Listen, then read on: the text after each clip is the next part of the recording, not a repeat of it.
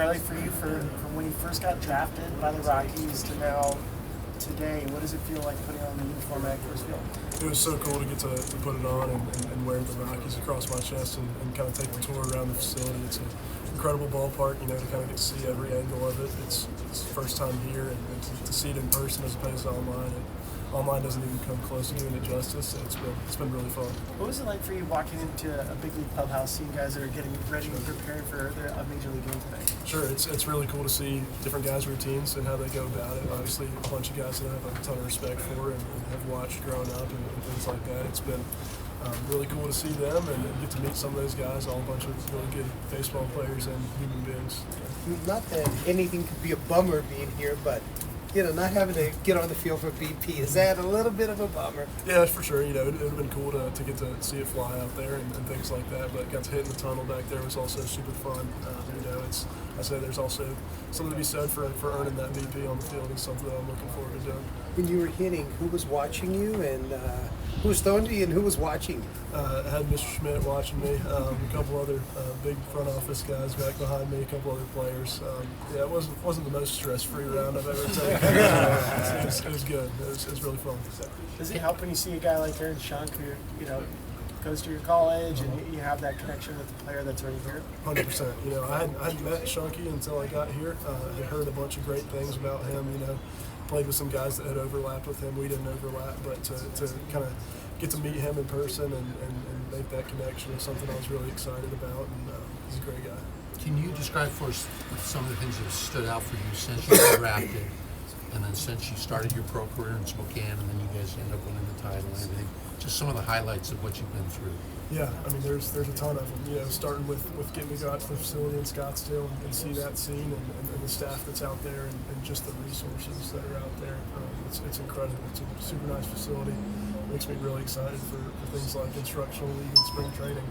And then getting out to Spokane, you can't really draw it up any better than getting to start with a team that's already clinched the postseason berth. And so, kind of enjoy those riches with those guys and, get to close it out with them and get to be a part of the celebration. You can't make any better than that. So got to make a bunch of friends, kind of learn the ropes of the Rockies organization. It's been a great couple months. Spokane's a pretty unique minor league system, minor league city.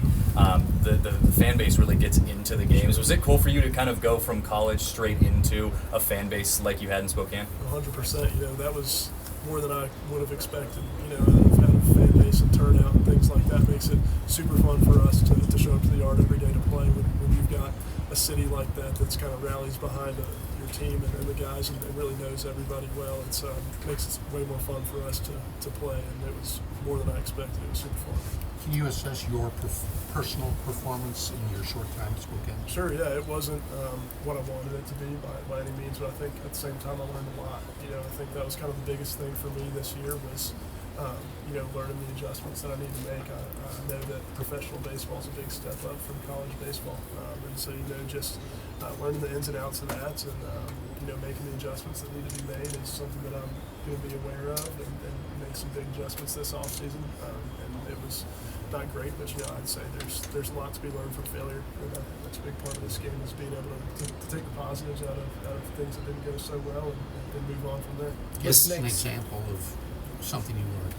Yeah, or that you got to work on. For me, it's just about adapting to the schedule of playing so many days a week, and being able to be disciplined in your routine and have a routine that can help you fix your errors. Whether it be mechanical or approach, things like that. Just having a routine that you can fall back on every day and really get used to that is, I'd say, the biggest thing. How are you feeling physically, and what's next for you? Instructionals or rest? How do you do this? Body feels great. It feels really good. Feels about as good as it did when I started this college season. Feel healthy, feel strong.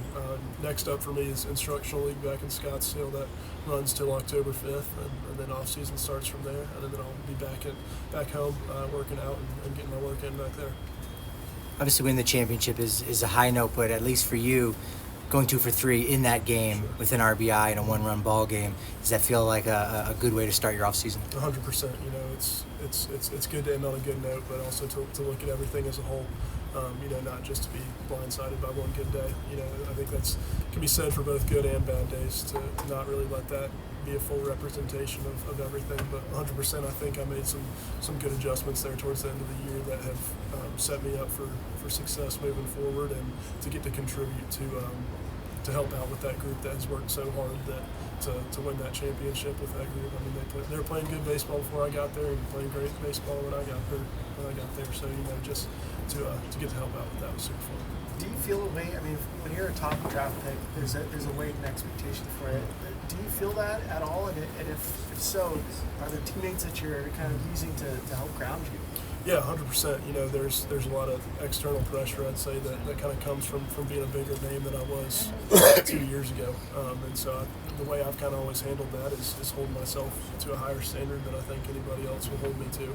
I think that's why I got here. I think that's why I've been able to have some success in this game. But I also know that just because you have success a couple times doesn't mean it's going to happen for you automatically. I know that has to be earned every day. So I'm going to continue to hold myself to as high of a standard as I've been holding myself to, and so that kind of helps me stay grounded. Positionally, what are you best at now? And tell me about what you're working on in the offseason. Sure. For me, it's just about keeping third base, corner, outfield, first base, all of them sharp. It's I don't have a favorite. For me, my favorite is wherever gets me in the lineup. So just being able to be an asset at all those places and not a defensive liability anywhere. Just being able to be obviously a good bat in the lineup, but then also someone that can cover some ground wherever that may be. So just keeping all those things sharp and being able to be versatile. Is this your first time in Denver? It's the first time out of the airport. Flown in and out, but got to see the city, which is a little bit nicer than the airport. It's been good. What was your thoughts of what you were able to see so far? It's beautiful. It's super nice city, super clean. Everything that I've seen so far has been really, really cool. I love it a lot. How long are you in town? I'll leave. My flight's tomorrow afternoon. Okay, so you'll be here for the game I tonight. will. Have they outlined where you will be next season? They have not. I think that will maybe come down the road. Just for me, I'm focused on playing good ball and instructs, continuing to learn, and moving towards spring training. How many big league ballparks have you been to besides this one? That's a good question. Let's see. I was at Turner, which is the Braves' old one. Truist, their new one. Fenway, Wrigley, Yankees. I've been to some of the bigger ones, but I mean, this was right up there with it. To get to see the size of this place and all the angles of it has been amazing. It's been really cool. Charlie, how much work other than the Cape have you gotten with a wood bat? Yeah, so obviously growing up playing high school travel balls wood bat, but that's a pretty far removed from that. So playing in the Northwoods League the year after my freshman year, the year after I redshirted, was I think about 70 games with a wood bat. Cape Cod this past summer was a couple more weeks with it, and Team USA was also wood bat. I like to do a lot of off-season training with wood bats, even when I was in school. So, a decent amount of game experience, but definitely more ahead. Thanks, Charlie. Thanks, Charlie. Thanks, Charlie. Appreciate it. Perfect. Charlie, Charlie, check Barnett.